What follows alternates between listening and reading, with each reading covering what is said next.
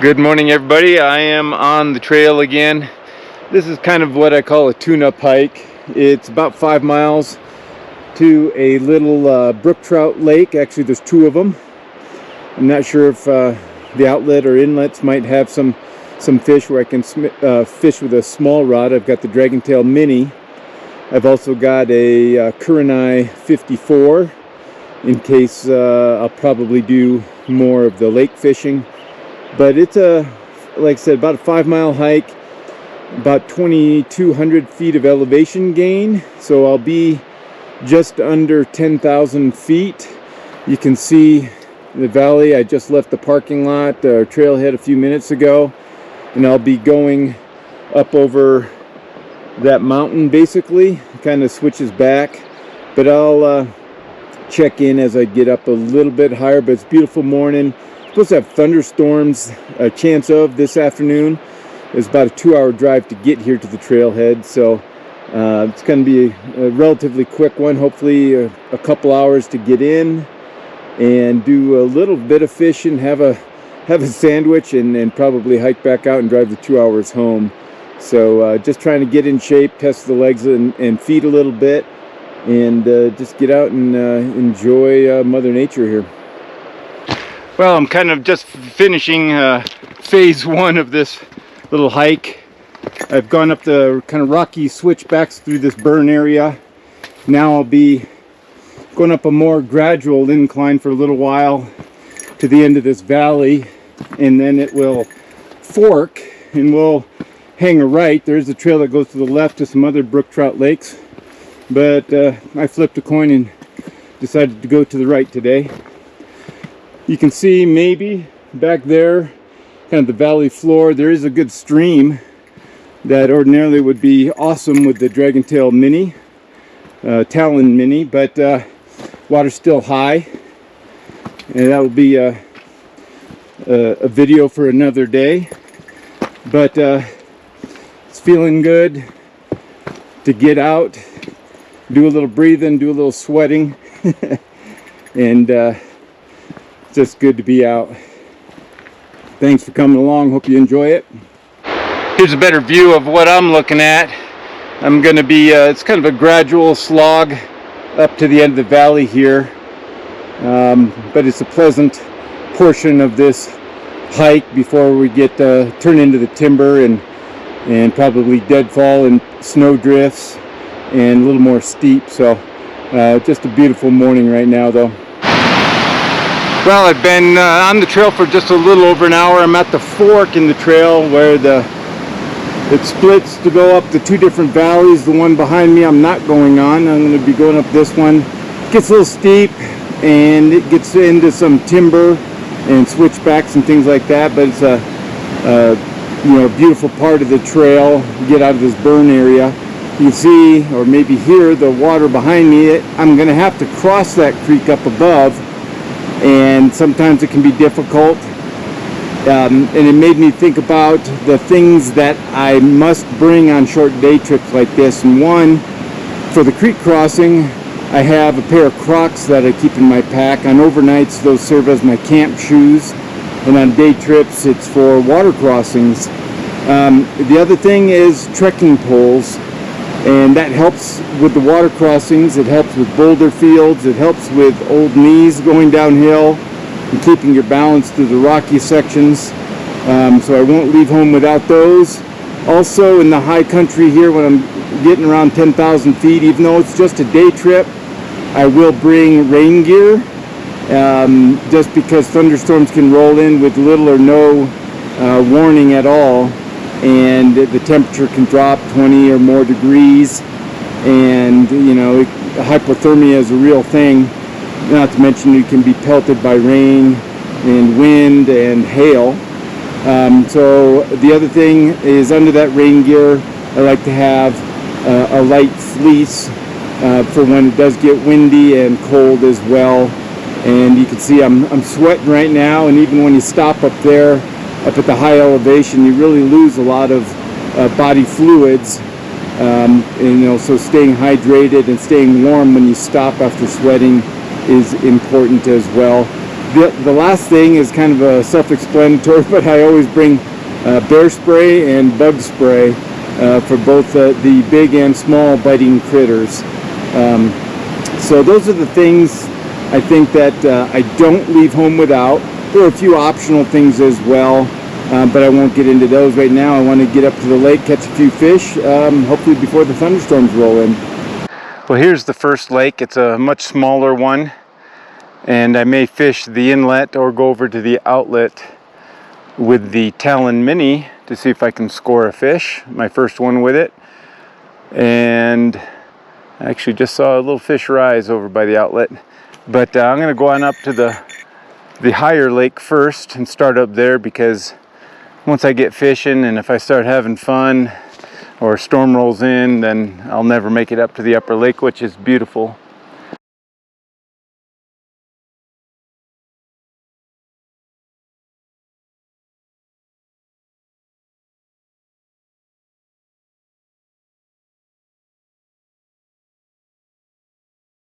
All right, here I am at this beautiful lake. This is kind of like an outlet pool, depending on how high the water level is. The outlet up here, I'm just gonna try right through here. There were some small rises going on, tiny fish. This is the Kurenai HM54R.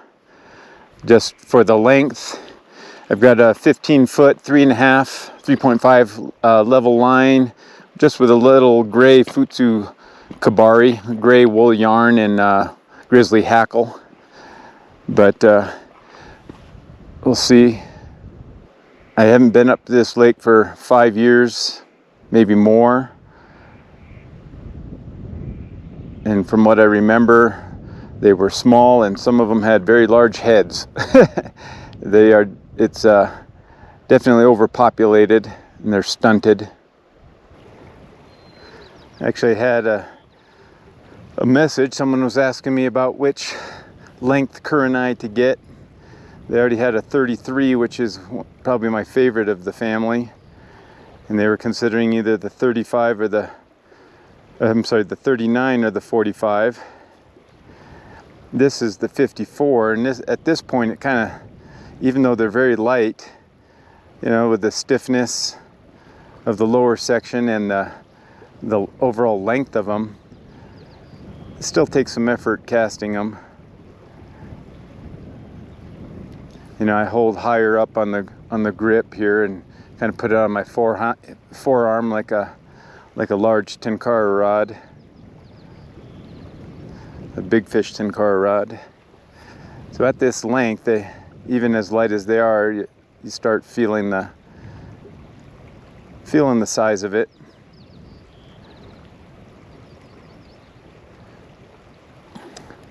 The 45 is a nice compromise of getting lots of length and yet still fishing like a small lightweight rod. Oh, there's one. Oh, that's a colorful little guy.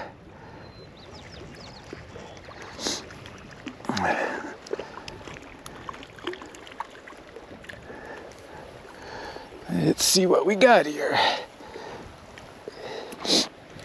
Oh, and he came off, wouldn't you know it? Oh, I popped my fly off. That was a bad knot. It's got a curly Q at the end.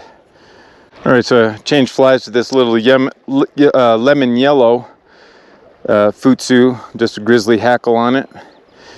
And we'll see if that works. I can't believe I broke that on that tiny little fish. There's one. Oh, launched it. Baby, little bitty baby.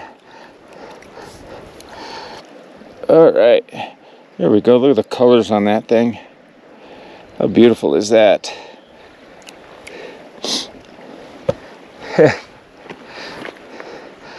With that high tip flex and length of this rod, that little flick of the wrist sent that little fellow flying. All right, so I just came up to the lake side of the inlet here. Oh, there's a couple of rises. Just out of range. Maybe just in range. There he is. I saw a little swirl.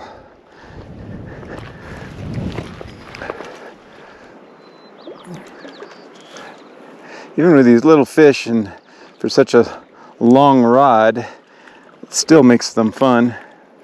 Oh, that's a super colorful fish. Oh my goodness. Stay on. We got to get a picture of you, little guy. This water is cold on the hands. Look at that.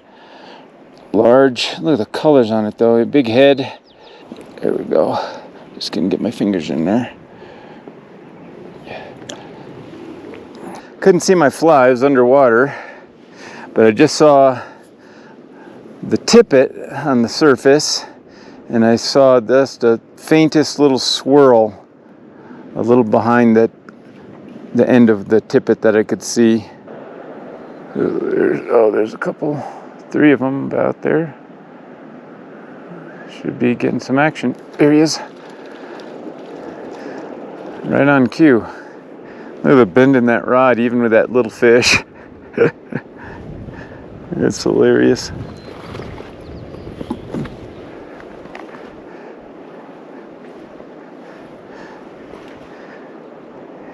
Little scrapper. Oh, that's a nice one too. That's might even be a little better than that last one.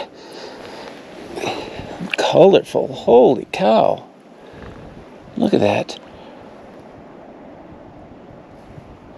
Oh, he took that one a little deeper.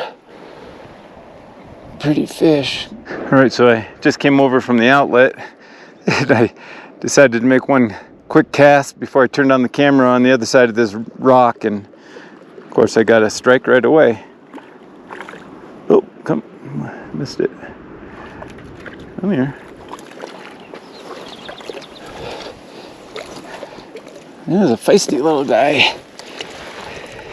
There he is. Well, we might have to go back over to the outlet there. Oh, there's one. Ooh, that one's a scrapper.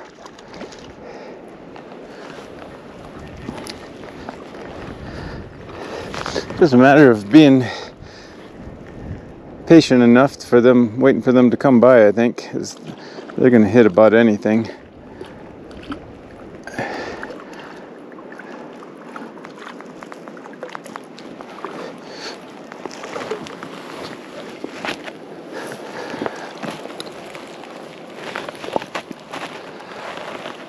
There's a little guy.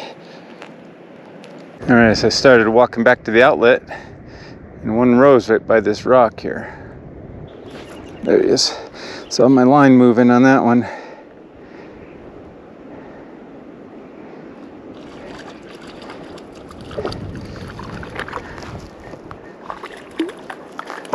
They seem to be in a little healthier shape than what I remember from many years ago.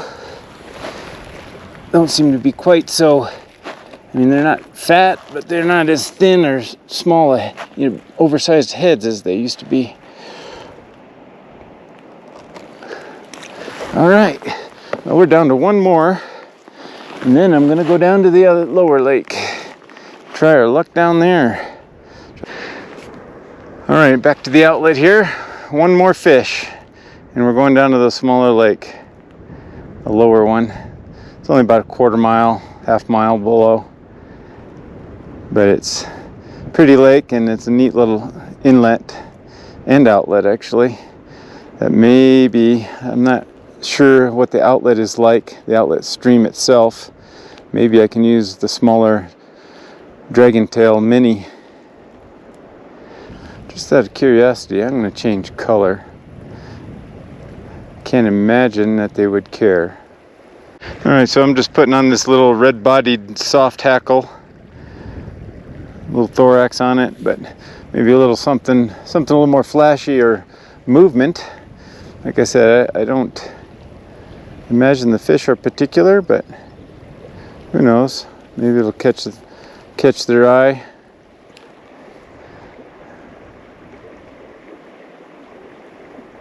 There he is. That's a nice one.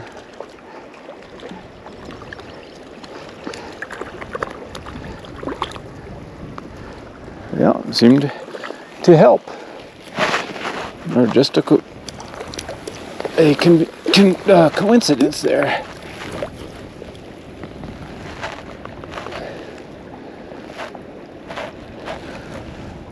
Pretty guy. All right. Well, I said 2 more fish and that was it. So let's go down to the lower lake and see what we can do.